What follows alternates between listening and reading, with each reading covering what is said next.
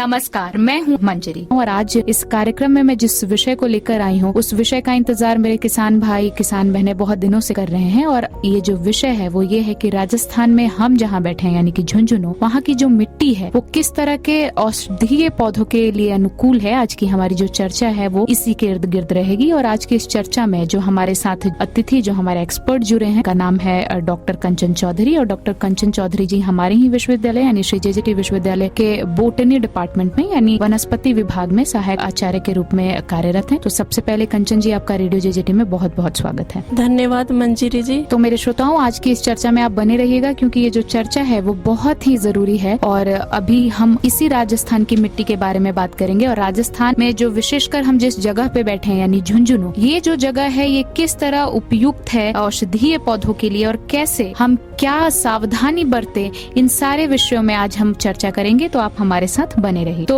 कंचन जी, आइए आज की इस वार्ता को आगे बढ़ाते हैं। और सबसे पहले मैं जानना चाहूंगी कि ये वनस्पति विज्ञान क्या होता है, इस विषय के बारे में आप हमारे श्रोताओं को परिचय दीजिए। वनस्पति विज्ञान की वह शाखा है जिसमें पेड़ पौधे और वनस्पतियों का अध्ययन किया जाता है। अगला सवाल है, ये आपका सवाल है कि ये जो राजस्थान की हमारी मिट्टी है वो किस तरह के पेड़ पौधों के लिए उपयुक्त है, इस बारे में आप हमारे श्रोताओं को विस्तार से बताइए। राजस्थान मरुस्थलीय प्रदेश है। इसमें मुख्य रूप से इसको दो भागों में विभाजित किया गया है, एक पूर्ण रूप से मरुस्थलीय क्षेत्र और एक अर्ध मरुस्थलीय क्षेत्र। झुंझुनू हमारा जिला जो स्पेशली अर्ध मरुस्थलीय क्षेत्र में आता है, तो यहाँ की मिट्टी और बलुई मिट्टी यहाँ अधिकता से पाई जाती है। इस मिट्टी में नाइट्रोजन और कार्बनिक पदार्थों की कमी रहती है, इसलिए आवश्यक जो पोषक तत्व हैं वो पौधों को कम मात्रा में ही मिल पाते हैं। इसलिए यहाँ पे शुष्क टाइप के ही पौधे उगते हैं, जैसे कि कटीली झाड़ियाँ, बेर, नीम, पीपल, खेजड़ी, बबूल, इस टाइप के जो कटीली झाड़ियों टाइप के पौधे ही यहाँ पाए जाते हैं। कंचन जी, राजस्थान में किसी भी पेड़ पौधों का ध्यान रखना एक बहुत ही चुनौतीपूर्ण काम होता है क्योंकि यहाँ की जो मिट्टी है इसके अपने अलग जो है वो चैलेंजेस हैं, इसकी अपनी अलग चुनौतियाँ हैं। तो ऐसे जो वातावरण जो एक अलग है, ऐसे में सामंजस्य बिठाकर और पौधों को उगाना कितना मुश्किल हो जाता है। और जो हमारे किसान भाई बहन हैं उनको किन विशेष बातों का ध्यान रखना चाहिए, एक बार इस विषय में हमारे श्रोताओं को जानकारी दीजिए। मैं श्रोताओं को ये बताना चाहूंगी, किसान भाई जब भी पौधे लगाएं इस मिट्टी में, उनको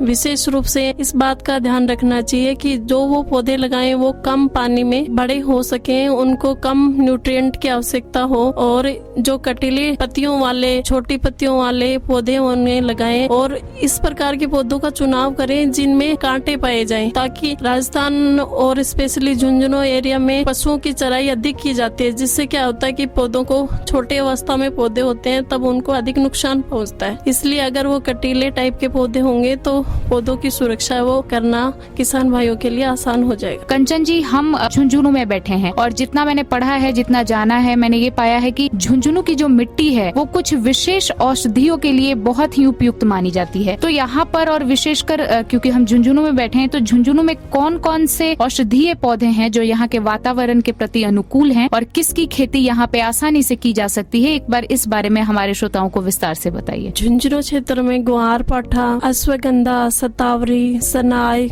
गूगल, सिट्रुलस, तुम्बा, ऐसी जैतून, सफेद मूसली, इस टाइप के पौधों की खेती है वो आसानी से की जा सकती है क्योंकि इन पौधों को पानी की आवश्यकता कम होती है और ये मरुस्थलीय एनवायरनमेंट के प्रति अनुकूलित होते हैं, तो इनको आसानी से यहाँ उगाया जा सकता है। ये मिट्टी में पाए जाने वाले लवणों की मात्रा को आसानी से है वो अब्जॉर्ब कर पाते हैं। इसके अलावा 3 रेयर स्पीसीज हैं जो स्पेशली झुंझुनू में पाई जाती है। 3 स्पीसीज हैं। एक तो है इफिड्रा फोलिएटा, ये एकमात्र राजस्थान में पाए जाने वाला जिम्नोस्पर्म प्लांट है जिसको हम अपनी लोकल भाषा में ऊंट फोक कहते हैं। ये बहुत ही रेयर प्लांट है और इससे आजकल अस्थमा की और कैंसर की दवाइयां बनाई जा रही हैं, इसलिए ये पौधा है वो अब रेयर कंडीशन में आ गया है। तो मैं आप किसान भाइयों से यही अपील करना चाहूंगी कि हो सके तो इस पौधे को आप बचाने की कोशिश करें ताकि आगे हमें मेडिसिन में इसका उपयोग किया जा सके। इसके अलावा दूसरा पौधा है लेप्टाडिनिया रेटिकुलेटा, जिसको हम स्थानीय भाषा में खीप कहते हैं। इस पौधे की भी मेडिसिनल वैल्यू बहुत ज्यादा है और इसका उपयोग जो रक्त संबंधी बीमारियां हैं उनकी इलाज में इसका उपयोग अधिक किया जाता है। इसके अलावा कैलिगोनम पॉलीगोनाइडिस, जिसको हम स्थानीय भाषा में हम फोग कहते हैं, इसका ये प्लांट भी झुंझुनू डिस्ट्रिक्ट में पहले बहुत अच्छी मात्रा में प्रेजेंट था, लेकिन अभी रेयर स्पीसीज में ये काउंट हो रहा है, तो इसका भी हमें कंजर्वेशन करना आवश्यक है। एक और वेराइटी जो कैलिगोनम पॉलीगोनाइडिस कॉमीफोरा वाइटाई, जिसको हम स्थानीय भाषा में गूगल कहते हैं, ये प्लांट भी राजस्थान में स्पेशली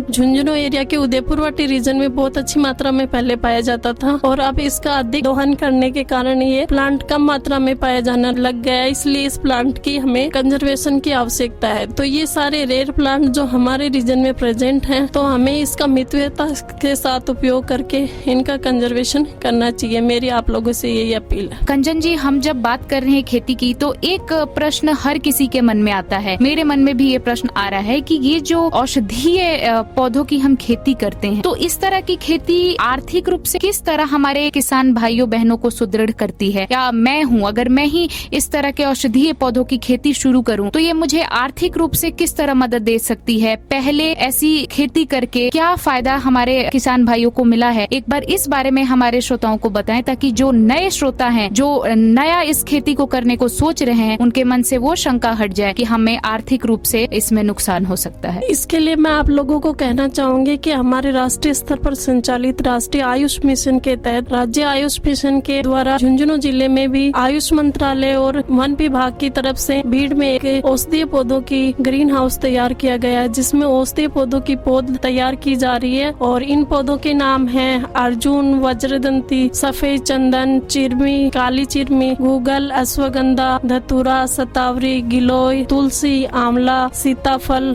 अरिष्ठा, नीम, सहजना, पत्थरचट्टा आदि औषधीय पौधों की नर्सरी में इन पौधों को तैयार किया जाता है और किसान भाइयों को अपने खेत में लगाने के लिए उनको वितरित किया जा रहा है। तो ये गवर्नमेंट ने जब किसान भाइयों को ये सुविधा दी है, तो वो ये गवर्नमेंट की सुविधा का प्रयोग करके अपने खेतों में इन पौधों को लगा सकते हैं। साथ में कृषि मंत्रालय के द्वारा ऐसे सीमांत किसानों को औषधीय पौधों की खेती के लिए ऋण सुविधा भी उपलब्ध कराई गई है। तो इन सब सुविधाओं का उपयोग करके हमारे जिले में बहुत सारे प्रगतिशील किसान हैं जो औषधीय पौधों की खेती कर रहे हैं। तो मैं कुछ किसानों का एग्जाम्पल के तौर पे से अपने झुंझुनू के बुरासर गांव में अश्वगंधा की खेती की जा रही है। इसके अलावा चिड़ावा ब्लॉक और झुंझुनू के धनोरी गांव में एलोवेरा की खेती है, वो अच्छे फार्म हाउस के रूप में की जा रही है। नवलगढ़ क्षेत्र में मरुस्थलीय वातावरण होने के बावजूद भी केसर की खेती पॉसिबल हो गई है। तो वहाँ के किसान भाई हमारी इस मरुस्थलीय मृदा में भी नया प्रयोग करके केसर का उत्पादन कर रहे हैं। इसके अलावा पिलानी का जो झेरली गाँव है, वहाँ जैतून या ओलिव की खेती है, वो बहुत अच्छे तरीके से की जा रही है। इसके अलावा खेतड़ी तहसील में मशरूम की खेती की जा रही है और झुंझुनू के बुडाना गांव में भी औषधीय पौधों की है वो